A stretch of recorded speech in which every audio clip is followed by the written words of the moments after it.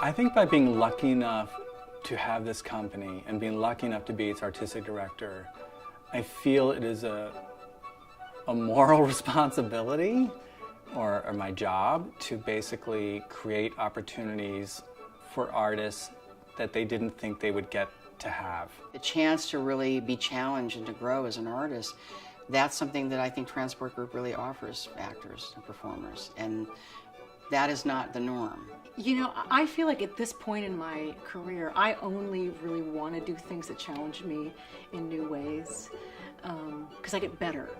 I get better, I grow more as a performer every time I do that. And Picnic was a good example for that reason. Well, when I work with Transport Group, I get to play parts I don't usually get to play. I don't think I've ever played anyone who is from a rural place. Because I look like this. I look like a guy from a city, I guess, and everyone thinks I'm from New York City, and I'm not. I'm from Maine. And so getting to play someone from a small town was, believe it or not, a dream come true. My perspective from being inside Transport Group shows has been that its environment is what you're not expecting. That its environment is risky. That sort of gets actors' backs up, and I think that when an actor's back is up in the sense of that, it's my moment and I've got to step up for it and I have nowhere to hide, and that's what I think is challenging and unique about Transport Group's productions.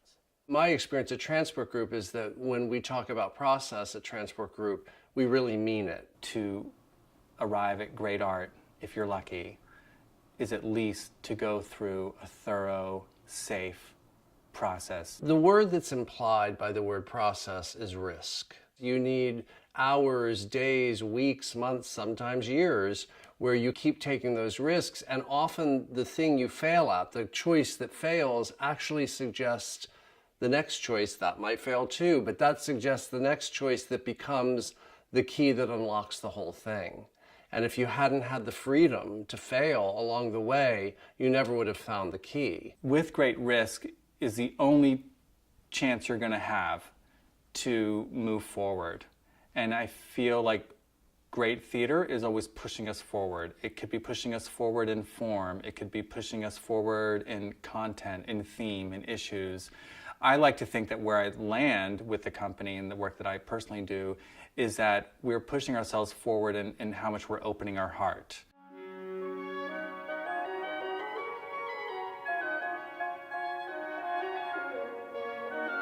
Transport Group for me was a real revelation as an artist. I was well up into my 50s when I first met Jack. I just had this idea where I wanted to know what would happen to the play if George and Emily were played by two older actors in their 60s and the stage manager was played by a 12-year-old girl.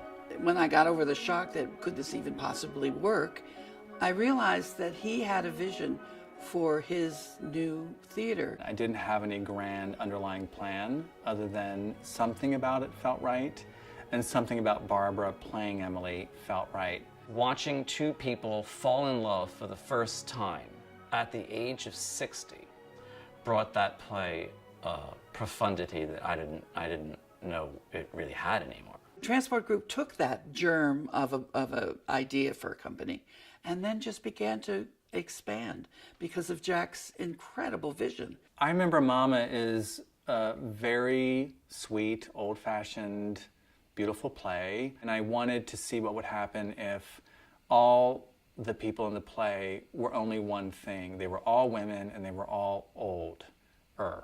He somehow knew that that was a role I should play. Her performance was so dimensional and without a shred of sentimentality, a tremendous amount of emotion, but no sentimentality. And it just made this play that prior to that, at least by me, had been perceived as creaky and dated, seems so fresh and timeless. All these old people and all these accents and oh my God, in America 100 years ago, who cares? And then I'm like, it was one of the most interesting transitions I've ever had as an audience member, from vague disinterest to absolute emotional devastation. It was thrilling to watch Barbara Andress in the title role really sort of lead that and be given an opportunity to advocate for the visibility of women of a certain age that in our society are so looked past. To me, it was just very transcendent storytelling on the actress's part.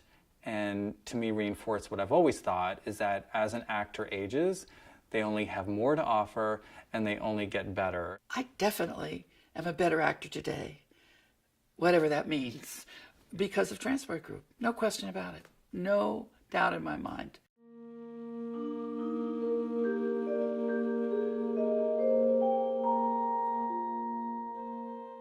When I first conceived of doing the 2 William Inge plays in Rep, Come Back Little Sheba and Picnic, the most immediate thought was, who was going to play Lola in Sheba? When I was asked to do the 2 Inge plays, I was like, oh my God, I have to do 2 plays at the same time and in repertory.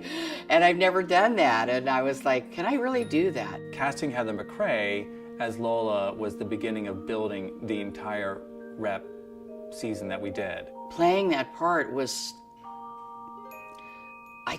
it was so, it filled my whole being. Heather in that role had to go to such deep, deep, deep places of incredible truth and honesty and scary places as an actress and as a person. I would call her an open book, an open heart, an open soul, an open wound.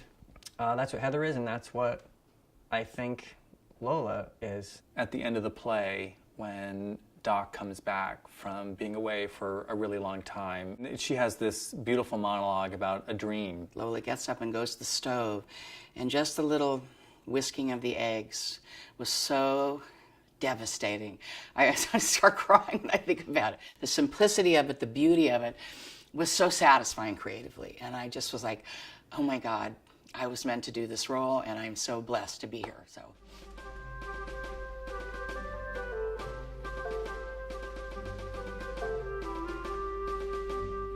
3 Days to See was a piece that I conceived and wrote based on all the words and writings of Helen Keller. We brought to light who Helen Keller was as a human being, as a thinker, as an activist, as a lover, all of these things that maybe people don't necessarily associate with Helen Keller. My goal was to basically excavate her from the miracle worker and from the jokes that people tell as children. It was one of those experiences that took me a little bit out of my comfort zone and kind of asked and challenged me in different ways, asked me to do new things or asked me to explore other parts of myself in ways that I hadn't before. I remember one sequence in particular where it's a scene where Helen Keller is writing about the fact that, you know, she did fall in love once, deeply in love, and wanted to run away with this young man. You have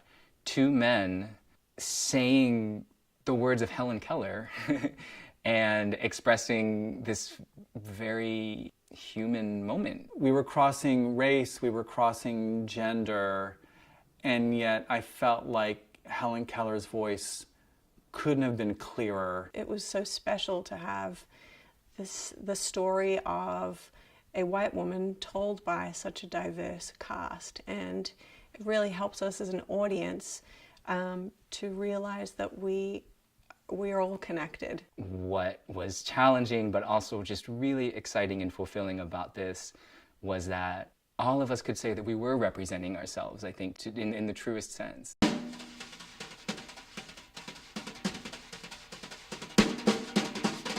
Strange Interlude is a Pulitzer Prize-winning play by Eugene O'Neill. It is 9 acts and runs over 5 hours. It's this very experimental, odd piece from the late 20s that is very rarely performed. It would be weird to do any 5 or 6 hour play as a solo artist and play however many roles he played. But of course, in a way, he played twice the number of roles because in addition to the text, each character speaks his or her own subtext, which is a whole other character in a sense. He always doubted whether he could do it.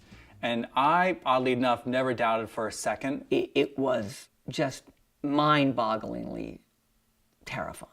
The memorization alone was astronomical, but also the endurance factor of the performance itself. And then the whole emotional expanse of the play, the dramatic demands of the characters, maintaining and making sure the audience could follow the plot, which was complicated. It was just wild to me that as time went on, I became so lost in the events of the play that I would routinely forget that there was only one person playing everything. And David would say, "Oh, here she comes, everybody get ready." And I would go, I'm like, "There's no one here. You've been watching this play for 4 hours now. Who exactly are you expecting to come?" We were always trying to keep up with his feat as an actor.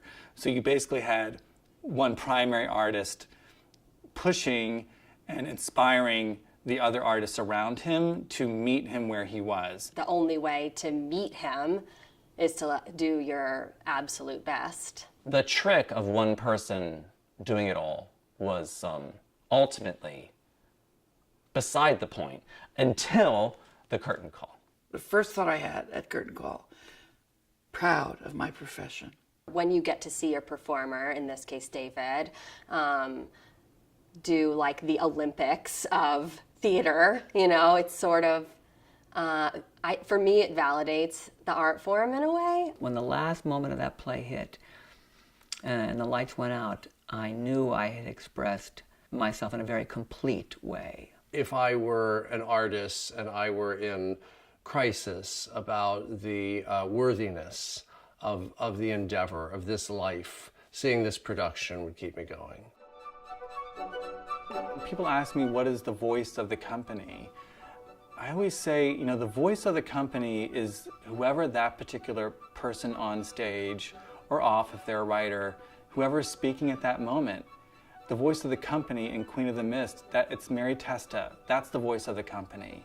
The voice of the company is David Greenspan in Strange Interlude. To me, our voice is the collection of the individual artists' voices. Being an artist and being stretched yourself, I think that's where the art lies, actually. I walked out after every performance and I thought, I've had a full cathartic journey, and I know I dragged that audience along with me. If they're not challenged, they're not going to have a real emotional experience. Transport Group never walks away from a challenge. That's where the questions are, and that's where the discussions can begin.